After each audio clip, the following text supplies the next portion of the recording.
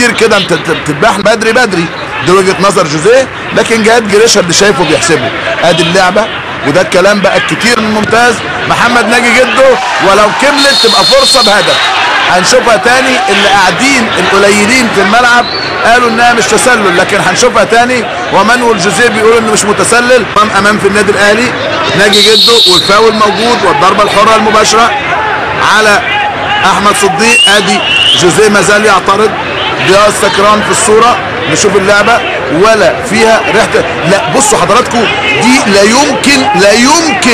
يمكن تكون تسلل. بصوا لا يمكن تكون تسلل بكل لغات العالم. مستحيله تكون تسلل لسبب بسيط جدا، انه جاي من نص ملعبه. فخلاص ليه حق مانويل جوزيه بصراحه يعترض في دي، لكن القانون بيقول كده يا كابتن ضياء سكران. الكوره لما تكون اللاعب لما يكون في نص ملعبه مش ممكن يكون تسلل. فعبد الله السعيد كان في نص ملعبه. مستحيل يا جماعه، ده الف ب ت س. يعني نكمل الابجديات، نكمل الحروف الابجديه. مستحيله مستحيله مستحيله. اخطاء، انا اسف جدا في الكلمه، اخطاء ساذجه لا يقع فيها حكام مبتدئين. اهي خلاص. ازاي يا كابتن ضياء؟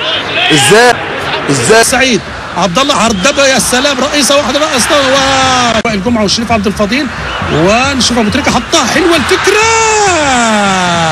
بدافع لعبها كده بينيه حلوه حلوه حلوه هديه، لكن قاري المشهد من قدامه احمد يونس بيطلعها. ادي هنا على طول يونس بيطلع كده ديفونيه، لعب هو باتجاه المرمى مباشره عند شريف اكرامي، تاخد ايده وتقع. الكره كانت هناك في المتناول. هنا اعتبر رغم ان الكره بره والاثنين بره، اعتبر ان اعاقه من اللعب وضربه جزاء، وشاف اسلام وراه لنقطه البدايه. النمر بركات والنمر وفاول.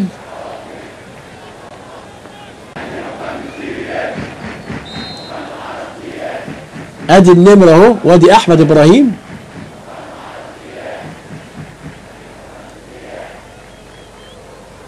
معقولة يعني الحكم بشر وبيخطأ وكل حاجة، لكن مش معقولة خطأ يعني كرة يعني حد يشوف بس. مش معقولة حد حافظ القانون ولا حد حكم قبل كده ولا حد أي حاجة، واحد بس بيشوف بس.